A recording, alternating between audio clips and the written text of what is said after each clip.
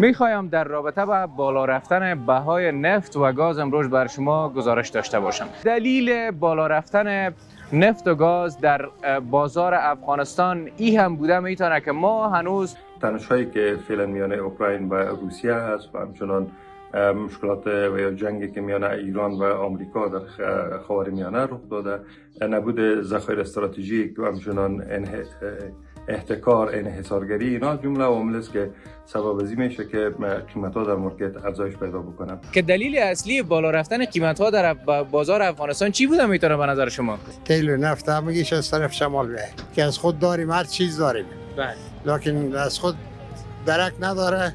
از مملکت‌های همسایه چیز میکنه، اگه برق است، اگه نفت است، اگه پترول است، اگه دیزل است، هر چی که هست، نرخ سر غریب بیچاره تاثیر میکنه. مواد چیز میکنه، باید که از زیر نرخ چیز کنه. در کوچه ببینید 100 روپه 90 روپه گاز.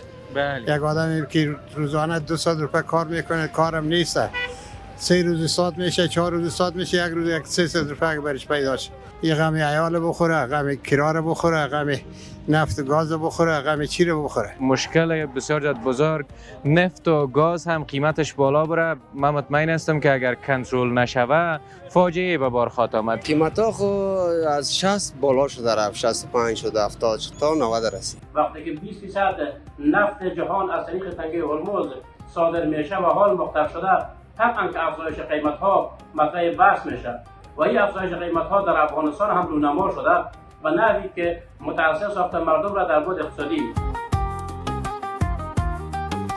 سلام هموطنان نازنین، وقت شما بخیر. آرزوی سلامتی و صحتمندی همه شما خوبان را دارم. من ضمیر نوری هستم و امروز شاید تعجب کرده باشین که در تانگ تل چه کار میکنم. میخوایم در رابطه با بالا رفتن بهای نفت و گاز امروز بر شما گزارش داشته باشم.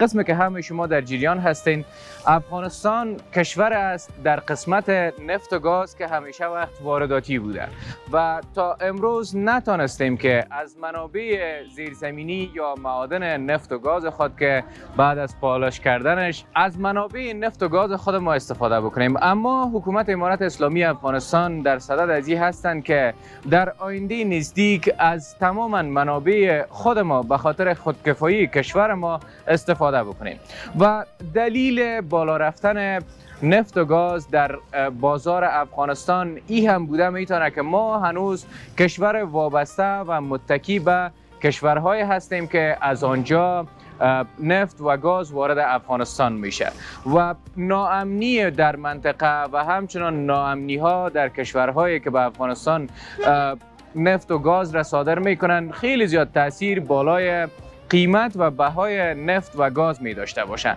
که امروزه همه وطندارای نازنین ما شکایت داشتند به خاطر بالا بودن نرخ و بهای نفت و چقدر خوب است که بریم با هم یک جا همراه با وطندارای نازنین ما صحبت داشته باشیم، ببینیم که دیدگاه و نظرشان در رابطه با بالا رفتن این موضوع چی هست و همچنان میخوایم قبل از اینکه همراه با وطندارای ما صحبت داشته باشیم شما را دعوت بکنم به دیدن و شنیدن صحبت‌های عبدالنصیر ریشتیا، آگاه مسائل اقتصادی افغانستان در رابطه با بالا رفتن بهای نفت و گاز.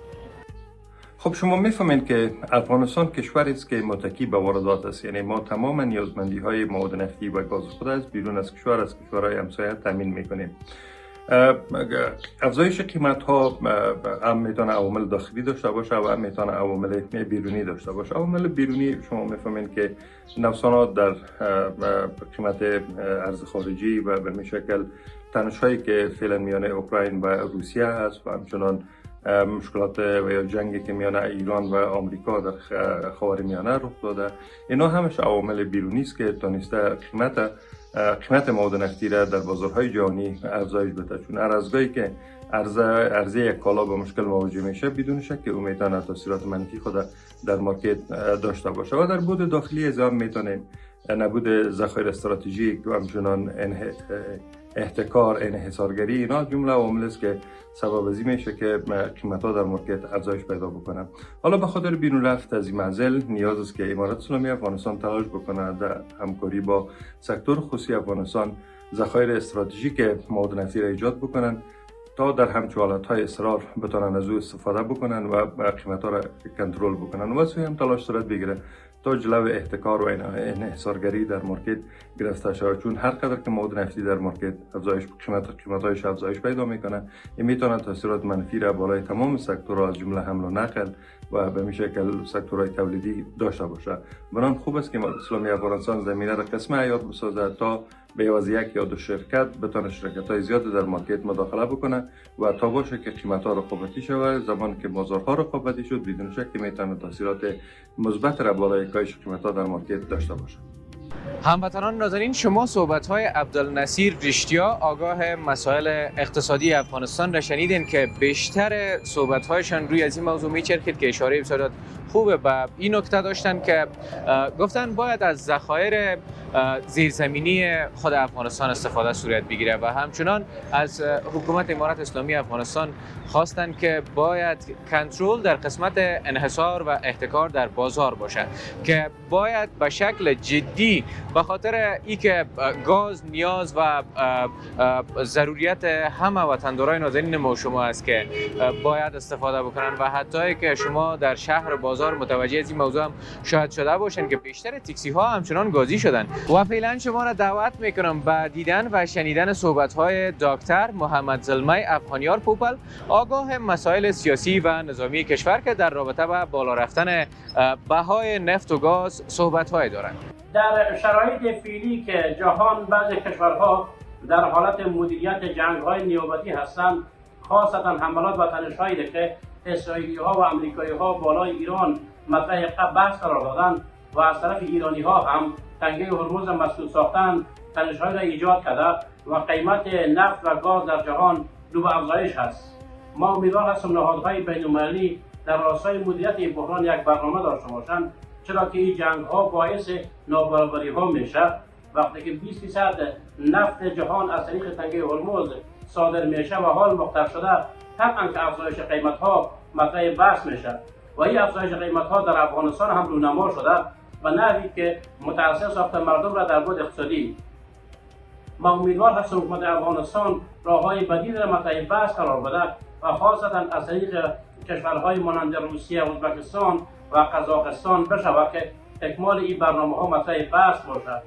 چرا که وقتی که مواد سوختی در افغانستان قیمت افزایش پیدا بکنه، طبعا که بر روند اقتصادی هم تاثیرگذار هست و از طرف دیگر روابط خوبی دیگه حکومت افغانستان با بعض از کشورها در 4 سال و 10 ماه گذشته مدیریت کرده و اقتصاد محور بودن یکی از اولویت‌های کاری حکومت هست. میتونه که افغانستان را از این بحران نجات بده و وابستگی‌های ما زمانی از بین می‌رود که ساحه آمودریا که استخراج نفت و گاز در اون مطرح بحث است، بیشتر حکومت سرمایه گذاری بکنه و با کشورهای و تجاری که سرمایه گذاری ها را مطرح بحث قرار دادن با موضوعاتی را مطرح بحث قرار بدن که اون کشورها استخراج را افزایش بدن و زمانی که استخراج افزایش پیدا کرد و در افغانستان پالایش شود در دسترس مردم قرار بگیره، طبعا که قیمت ها کنترل شده مدیریت میشه.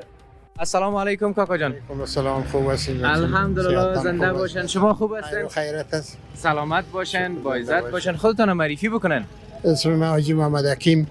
بسیار خوب. باشنده کجا هستین؟ باشنده اصلی غزنی. بسیار خوب. فعلا کابل چند سال است در کابل است. بسیار عالی است. میخوایم کاکا جان در رابطه با بالا رفتن قیمت نفت و گاز صحبت داشته باشن که دلیل اصلی بالا رفتن قیمت ها در بازار افغانستان چی بوده میتونه به نظر شما؟ نظر من خو یکی خود تنگی هرمز بند شده، از دو خاطرم بلند رفته، یکی دیگه است رای سالنگ کار شروع است. بله. بوترای کلان آمده میگه نمیتونه. یعنی تیل و نفت که از طرف ترکمنستان میاد. ترکمنستان از طرف شمال هر کلی چیز تیل و نفت هم میگیش از طرف شمال بیاید. بله بله. میخوایم در مورد از این صحبت داشته باشین. زمانی که ما شما خود ما معدن نفت و گاز داشته باشیم، چقدر خوب میشه که اینا به شکل درست استخراج شون. بدبختی دور سر ما شما باشه، بدبختی ما سنی که از خود داریم، هر چیز داریم. بله. لکن از خود درک نداره. از مملکت‌های همسایه چیز میکنه، اگه برق است، اگه نفت است، اگه پترول است، اگه دیزل است، هر چی که هست، نرخ سر غریب بیچاره تاثیر میکنه. دین روز گاز 90 روپیه، بله. امروز شاید 100 روپیه شده باشه. یعنی خب بسیار یک فاجعه به بار میاره در افغانستان در با وجود بیکاری هایی که وجود داره. بیکاری ما از یک آدم غریب باشه، فرض کن حال خود سابق نیست که چوب جور کنه، از چوب آتیش کنه، خواه میگه از این نفت و گاز کار میگیره. بله یک چیز واضح است. بدبختی ما دیگه. خدا مهربان است، توکل به خدا. بدون شک. به نظر شما باید حکومت در قسمت کنترل نرخ و بهای نفت و گاز چی راهکار را باید روی دست بگیرن تا این نباشه که خدای نخواسته هر کس خودسرانه نرخ این چیزا را بالا ببره؟ باید کنترل کنه. نه همین حکومت مجبور است، مکلف است که کنترل کنه. بله. همین تو که نرخ مواد چیز میکنه باید که از زیر نرخ چیز کنه. کنترل در کوچه ببینی 100 روپه 90 روپه گاز. بله. یک آدمی که روزانه 200 روپه کار میکنه کارم نیست، 3 روز ساعت میشه، 4 روز ساعت میشه، یک روز 300 روپه که برش پیدا شه. یه غم عیال بخوره، غم کرا رو بخوره، غم نفت و گاز بخوره، غم چی رو بخوره. بله واقعا بسیار دشوار میشه زمانی که قیمت ها بالا بره، بخصوص در قسمت برای آدم سرمایه‌دار تاثیر نمیکنه، برای آدم مسکین بیچاره دیگه در بدر از خاک بسر است. بله شما سلامت و با عزت باشین. تشکر از شما. زنده باشین. خیر ببینید. خوش شدم. بخیر باشین. همچنان سلامت باشین.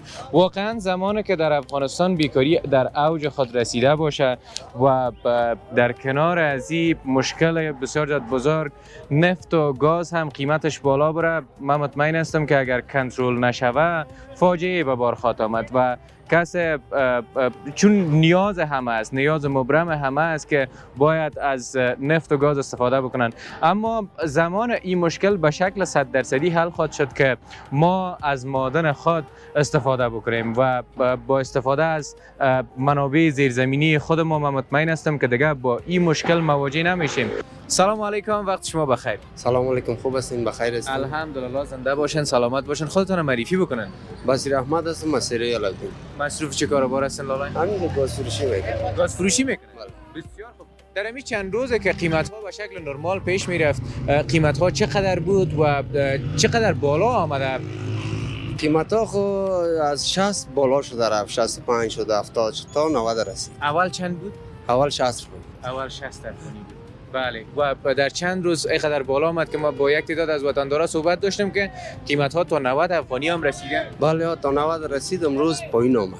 امروز پس دوباره در حال کاهش است. پایین آمد دیگه، ما هم پایین کردیم، اگر نه فعلا هیچ کس پایین نکرد. بله. خانمو می‌بینی که 75 است. شما فعلا کیلوی 75 افغانی یک کیلو گاز را بفروشید. بله. و به نظر شما چی باعث میشه که قیمت ها میره بالا؟ این ناامنی خصوصا کشور ایران است. زیادتر از ایران میاد. بله. دیگه اون باعث شده که کاهش یافت. افزایش یافته قیمت. بله. یعنی واقعا قسمی که رشتیا صاحب در جریان صحبتاش گفتن و همچنان تعداد از دوستایی که ما هم روشان صحبت میکردیم، ناامنی در کشورهایی که ما بهش وابسته هستیم چقدر بالای قیمت ها در بازار افغانستان تاثیرات منفی میگذاره که ما امیدوار هستم در این قسمت امارت اسلامی افغانستان راهکار را پیاده بسازن، هم قیمت ها کنترل شود و هم در فکر معادن نفت و گاز ولایت جوزجان و شبرغان باشن که من مطمئن هستم همو گازها اگر به شکل درستش استخراج شود، تعداد زیاد از ولایت های ما و شما در شروع استخراجش از لحاظ گاز تامین خواهد شدن. هموطنان نازنین، ما در مقابل ریاست عمومی ترافیک افغانستان قرار داریم و چهارراهی دیمزنگ هست. میخوایم همراه با برادر ما که در کنار ما هستن صحبت ها را آغاز بکنیم و در کنار از او در رابطه با بالا رفتن بهای نفت و گاز نظریاتشان را پرسان بکنیم. سلام، وقت شما بخیر. سلام بر شما. بخیر، سلامت باشین. شما هم سلامت باشین، با عزت باشین. خوب هستن شما؟ شکر الحمدلله، زنده باشین. شما خوب هستین؟ صحتتان خوبه؟ شکر الحمدلله، زنده باشین، سلامت باشین، خیر بینید. خودتان معرفی بکنن. محمد مسعود دارم. محمد مسعود جان، افهم میخوایم که اینجا دو تا دوستا با یک دیگهشون اما گفتن که حتما یک دیگهشون هم شناختن، گفتن که متوجه باش که خدای نخواسته افگار نشی. لالا جان، در این روزها شاید شما هم آگاه باشین، چون همگی آگاه هستن که بهای نفت و گاز بسیار بالا رفتن. دلیلش به نظر شما چی بوده میتونه؟ دلیلش خب برای شما بهتر معلوم است از ما که برادر خب مشکلات نیست که برادر یک جنگ پر مثال در کشور بیگانه و یا در خود ما که تعارض میکنن بدر هر رقم در افغانستان خب بدر هر رقم بدر یک چی میزنن میزنن به خاطر از یا به حساب اقتصادی یا به حساب مالیات یا به حساب دیگه ضربه میزنن و کشورهای همسایه دیگه.